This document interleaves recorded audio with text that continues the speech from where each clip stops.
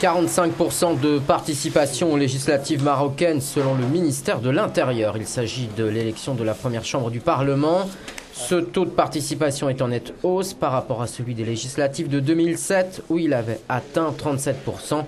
13,5 millions de Marocains étaient appelés à élire 395 députés. Sauf surprise, ce sont les islamistes modérés du Parti Justice et Développement qui devraient arriver en tête. Quant à Abdelila Ben Kiran, leader de la formation, il est pressenti pour prendre la tête du futur gouvernement. Nous devrions avoir plus de liberté pour appliquer notre programme. Ce scrutin devrait aussi favoriser le Rassemblement national des indépendants, ou NRI. Son chef de file, Salah Eddine Mezouar, actuel ministre de l'économie, milite pour un Maroc tourné vers l'avenir. La modernité et l'ouverture sont des choix fondamentaux si nous voulons que notre pays et notre société soient en ligne avec la réalité du monde d'aujourd'hui.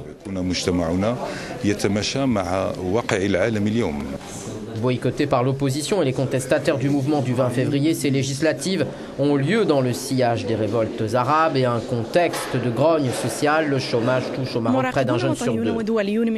Les observateurs sont venus en nombre pour s'assurer du bon déroulement des législatives, des élections qui donneront naissance au premier gouvernement sous la nouvelle constitution. Approuvée par référendum l'été dernier, la nouvelle constitution prévoit entre autres de renforcer les pouvoirs du Parlement et du Premier ministre, nommés directement par le roi.